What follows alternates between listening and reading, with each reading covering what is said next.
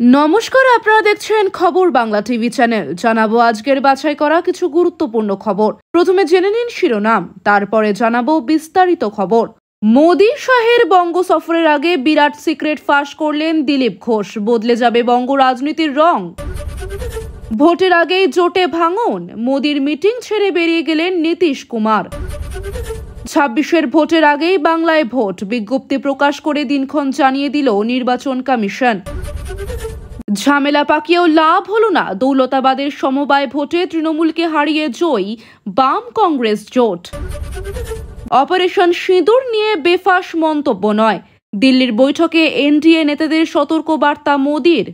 সবার আগে সারাদিনের শীর্ষে থাকা নির্ভরযোগ্য খবর পেতে এখনই ভিডিওটিতে একটি লাইক করে চ্যানেলটি সাবস্ক্রাইব করে দিন। নমস্কার, এতক্ষণ দেখছিলেন সংবাদ শিরোনাম। এবার শুরু হলো বিস্তারিত খবর। মোদি শাহের বঙ্গ সফরের আগে বিরাট সিক্রেট ফাঁস করলেন দিলীপ ঘোষ। বদলে যাবে বঙ্গ রাজনীতির রং। 2026-এর বিধানসভা নির্বাচনের মহড়া শুরু হয়ে গিয়েছে বাংলায়। এই মহড়ার সূচনা কেন্দ্র উত্তরবঙ্গ। 3 দিন উত্তরবঙ্গ সফর সেরেছেন মুখ্যমন্ত্রী মমতা বন্দ্যোপাধ্যায়। প্রশাসনিক বৈঠক থেকে একাধিক উন্নয়নমূলক কর্মসূচির ঘোষণা করেছেন তিনি। এরই মধ্যে সেখানে ছুটে গিয়েছেন বিরোধী দলনেতা শুভেন্দু অধিকারী। আগামী 29শে জুন উত্তরবঙ্গে জনসভা করবেন প্রধানমন্ত্রী নরেন্দ্র মোদী। প্রধানমন্ত্রীর বঙ্গ সফর ঘিরে শুরু হয়েছে জোর রাজনৈতিক চর্চা। উত্তরবঙ্গে মোদীর সফরের মধ্যে দিয়ে শুরু হয়ে যাবে 26-এর নির্বাচনী প্রচার। এখন সেদিকেই নজর সকলের। 2026 সালের বিধানসভা নির্বাচনের প্রস্তুতি যে এখন থেকেই শুরু হয়ে গিয়েছে তা আর বলার অপেক্ষা রাখে না। তার স্পষ্ট ইঙ্গিত মিলেছে মুখ্যমন্ত্রী মমতা বন্দ্যোপাধ্যায়ের উত্তরবঙ্গ সফর, বিরোধী দলনেতা শুভেন্দু অধিকারীর পাল্টা যাত্রা এবং প্রধানমন্ত্রী নরেন্দ্র মোদীর আসন্ন জনসভা ঘিরে রাজনৈতিক উত্তেজনা দেখে। 3 দিন ধরে উত্তরবঙ্গ সফরে মুখ্যমন্ত্রী মমতা বন্দ্যোপাধ্যায় একাধিক প্রশাসনিক বৈঠকে অংশ নেন এবং রাজ্য সরকারের বিভিন্ন উন্নয়নমূলক প্রকল্পের ঘোষণা করেন। মুখ্যমন্ত্রী সফরের ঠিক পরেই উত্তরবঙ্গে হাজির হন বিরোধী দলনেতা শুভেন্দু অধিকারী। আগামী 29শে জুন উত্তরবঙ্গে প্রধানমন্ত্রী নরেন্দ্র মোদীর জনসভা ঘিরে এখন থেকেই উত্তাপ ছড়িয়েছে রাজনৈতিক মহলে। এই জনসভাকে কেন্দ্র করে বিজেপির কর্মীদের মধ্যে ব্যাপক উদ্দীপনা লক্ষ্য করা যাচ্ছে। রাজনৈতিক বিশ্লেষকদের মতে মোদীর এই সফরের মাধ্যমে কার্যত শুরু হয়ে যাবে বিজেপির নির্বাচনী প্রচার পর্ব। মোদীর বঙ্গ সফরের আগে প্রাক্তন সাংসদ তথা বিজেপি নেতা দিলীপ ঘোষ বলেন, বাংলায় যে পরিস্থিতি বর্তমানে চলছে তা সে শিক্ষক নিয়োগ দুর্নীতি বা মুর্শিদাবাদে হিংসা বা আরজিকর সবকিছুই সুপ্রিম কোর্ট, হাইকোর্ট এবং সিবিআই কেসগুলি দেখছে। কেন্দ্র তো সরাসরি হস্তক্ষেপ করতে পারে না।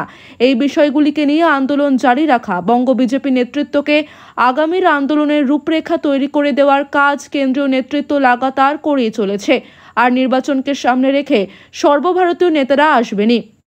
মোদী এলে দলীয় কর্মী থেকে নেতাদের সকলেরই মনোবল কিছুটা হলেও চাঙ্গা হয়। মোদীকে সামনে রেখে লড়াই আরও জোরদার করার শপথ নেন কর্মীরা।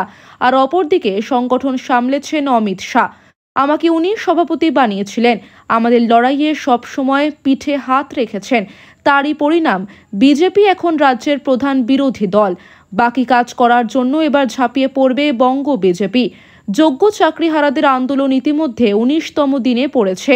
চাকরিহারাদের আন্দোলনের প্রসঙ্গে বর্ষিয়ান বিজেপি নেতা বলেন, সরকার কিছুই করতে চায় না, মানুষের অধিকার রক্ষার জন্য আন্দোলনই একমাত্র পথ। আদালত ও সরকার দুজনেই এদের দুরবস্থার জন্য দায়ী। আদালতের কাছে সরকার গিয়ে তথ্য প্রমাণ দিক।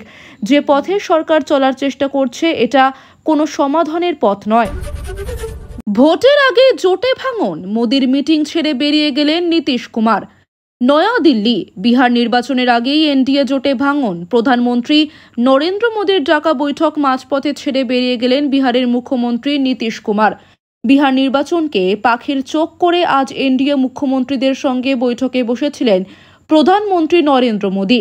বৈঠকে উপস্থিত রয়েছেন স্বরাষ্ট্রমন্ত্রী অমিত শাহ, প্রতিরক্ষা মন্ত্রী রাজনাথ সিং, স্বাস্থ্যমন্ত্রী জেপি নাড্ডা সহ বিজেপির একাধিক শীর্ষ নেতৃত্ব। হাজির এনডিএ শাসিত রাজ্যগুলির মুখ্যমন্ত্রী ও উপমুখ্যমন্ত্রীরাও।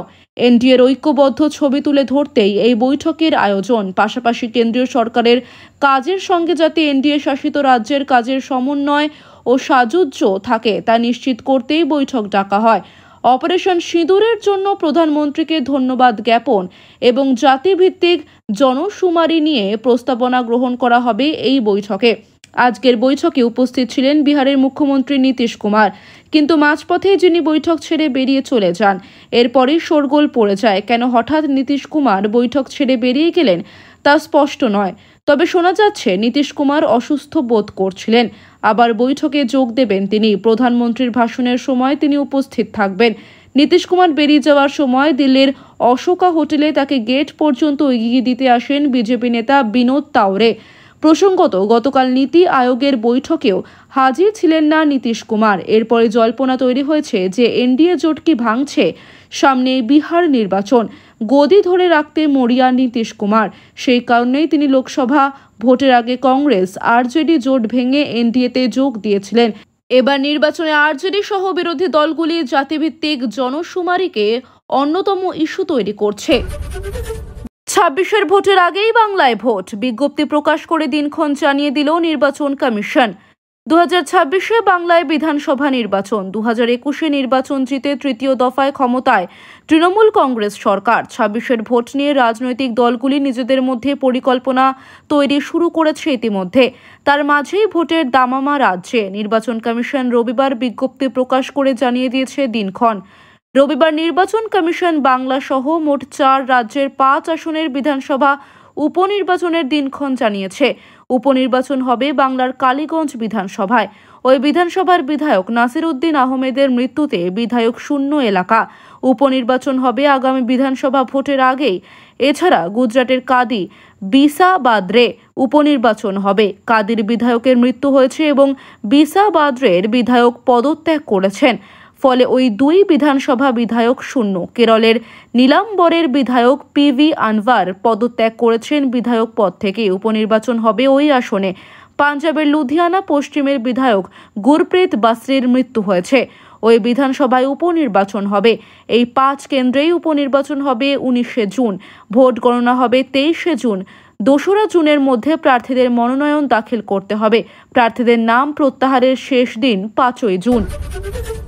ঝামেলা পাকিয়েও লাভ হলো না। দৌলতাবাদের সমবায় ভোটে তৃণমূলকে হারিয়ে জয়ী বাম কংগ্রেস জোট।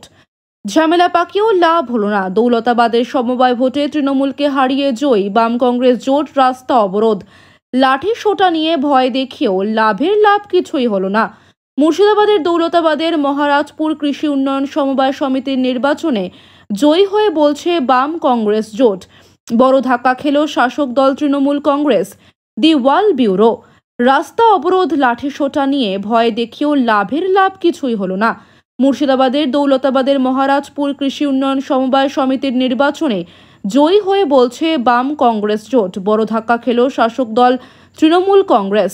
রোববার 1056 জন ভোটারের এই নির্বাচনে 43টি আসনের মধ্যে সিপিএম কংগ্রেস জোট হয়েছে 39টি আসনে। মাত্র 4টি আসন পেয়েছে তৃণমূল। এদিন সকাল থেকে নির্বাচন ঘিরে উত্তেজনা ছড়ায় এলাকায়। ভোট কেন্দ্র থেকে 200 মিটার দূরে 2 পক্ষের ক্যাম্পে শুরু হয় বচসা, যা পরে সংঘর্ষের আকার নেয়। বাম কংগ্রেসের অভিযোগ, ভোটারদের ভয় দেখিয়ে বাধা দেয় তৃণমূল আশ্রিত দুষ্কৃতীরা। ভাঙচুর করা হয় চেয়ার টেবিল। পরিস্থিতি নিয়ন্ত্রণে আনতে বাধ্য হয়ে লাঠিচার্জ করে পুলিশ। ঘটনায় আটক করা হয় 10 জনকে। বাম কংগ্রেস জোটের পক্ষ থেকে ঝামেলার জন্য সরাসরি দোষারোপ করা হয় বহরমপুর পঞ্চায়েত সমিতির সভাপতি আইজউদ্দিন মণ্ডলের বিরুদ্ধে, যদিও তিনি সমস্ত অভিযোগ অস্বীকার করেন। ভোটের ফল প্রকাশ হতেই উচ্ছ্বাসে ফেটে পড়ে সিপিএম কংগ্রেস শিবির। অন্যদিকে ভোটে হেরে রাজনৈতিক সন্ত্রাসের অভিযোগে বিদ্ধ হয়ে অস্বস্তিতে তৃণমূল। অপারেশন সিঁদুর নিয়ে বেফাঁস মন্তব্য নয়। দিল্লির বৈঠকে এনডিএ নেতাদের সতর্কবার্তা মোদির। অপারেশন সিঁদুর নিয়ে কোনো বেফাঁস মন্তব্য করা যাবে না। রবিবার দিল্লিতে এনডিএর বৈঠকে শরিক দলের মুখ্যমন্ত্রী ও উপমুখ্যমন্ত্রীদের সতর্ক করে দিলেন প্রধানমন্ত্রী নরেন্দ্র মোদী। পাকিস্তানের বিরুদ্ধে অপারেশন সিঁদুরের পর বিজেপি শাসিত রাজ্যগুলিতে শীর্ষ নেতৃত্বের মুখ থেকে শোনা গিয়েছিল একের পর এক বিতর্কিত মন্তব্য। সেই আবহেই এবার দলীয় বৈঠকে সতর্ক বার্তা দিলেন প্রধানমন্ত্রী। সুশাসনের লক্ষ্য ঠিক করে দিতে রবিবার দিল্লিতে প্রধানমন্ত্রী নরেন্দ্র মোদীর নেতৃত্বে বসেছিল এনডিএ শিবিরের বৈঠক। সেখানে বিজেপি ও এনডিএ শিবিরের মুখ্যমন্ত্রীদের পাশাপাশি ছিলেন স্বরাষ্ট্রমন্ত্রী অমিত শাহ, প্রতিরক্ষামন্ত্রী রাজনাথ সিং, বিজেপির সর্বভারতীয় সভাপতি তথা স্বাস্থ্যমন্ত্রী জেপি নাড্ডা সূত্রের খবর, সেখানে সম্প্রতি একের পর এক নেতার বিতর্কিত মন্তব্যে উদ্বেগ প্রকাশ করে প্রধানমন্ত্রী নির্দেশ দেন তারা যেন বেফাঁস মন্তব্য করা বন্ধ করেন। কোন রকম অবান্তর মন্তব্য এড়িয়ে চলার পরামর্শ দেন প্রধানমন্ত্রী। পাশাপাশি একে অপরের সঙ্গে যোগাযোগ আরও দৃঢ় করার বার্তা দেওয়া হয় প্রধানমন্ত্রীর তরফে। জানা যাচ্ছে, অপারেশন সিঁদুরের পর মধ্যপ্রদেশ এবং হরিয়ানার বিজেপি নেতাদের বিতর্কিত মন্তব্যের পরিপ্রেক্ষিতে এই বার্তা দিয়েছেন মোদি। উল্লেখ্য, অপারেশন সিঁদুরের পর কর্নেল সোফিয়া কুরেশিকে সন্ত্রাসবাদীদের বোন বলে উল্লেখ করেছিলেন মধ্যপ্রদেশের মন্ত্রী বিজয় শাহ। বিজয় বলেন, ওরা আমাদের হিন্দু ভাইদের পোশাক খুলে ধর্মীয় পরিচয় যাচাই করে হত্যা করেছে। প্রধানমন্ত্রী মোদিজি ওদের বোনকে ওদের বাড়িতে হামলার জন্য পাঠিয়েছেন। ওরা আমাদের বোনকে বিধবা করেছে, তাই মোদিজি ওদের সম্প্রদায়ের বোনকেই ওদের পোশাক খুলে উচিত শিক্ষা দেওয়ার জন্য পাঠিয়েছেন। মন্ত্রী বিজয় শাহর পর অপারেশন সিঁদুর নিয়ে বিতর্কিত মন্তব্য করেন মধ্যপ্রদেশের উপমুখ্যমন্ত্রী জগদীশ দেবরা। দেশের সেনাবাহিনী প্রধানমন্ত্রী নরেন্দ্র মোদীর পায়ে মাথা ঠেকিয়েছে বলে দাবি করেন বিজেপির এই মন্ত্রী, যার জেরে বিতর্ক চরম আকার নেয়। এই আবহেই এবার এনডিএ নেতৃত্বকে সতর্কবার্তা দিলেন প্রধানমন্ত্রী নরেন্দ্র মোদী। এছাড়াও সূত্রের খবর, শিবসেনা নেতা এবং মহারাষ্ট্রের উপমুখ্যমন্ত্রী একনাথ শিন্ডের তরফে একটি প্রস্তাব পেশ হয়, যেখানে অপারেশন সিঁদুরের সাফল্যের জন্য প্রধানমন্ত্রী নরেন্দ্র মোদী ও দেশের সেনাবাহিনীর প্রশংসা করা হয়। বলা হয়, অপারেশন সিঁদুর ভারতীয়দের আত্মবিশ্বাস বাড়িয়েছে। সর্বসম্মতিতে পাশ হয় এই প্রস্তাব। পাশাপাশি অপারেশন সিঁদুরের পর দুই দেশের সংঘর্ষ বিরতি নিয়েও মুখ খোলেন প্রধানমন্ত্রী। তিনি জানান, যুদ্ধবিরতিতে তৃতীয় পক্ষের কোনো যোগ নেই। পাকিস্তানের অনুরোধেই সংঘর্ষ বিরতি করা হয়।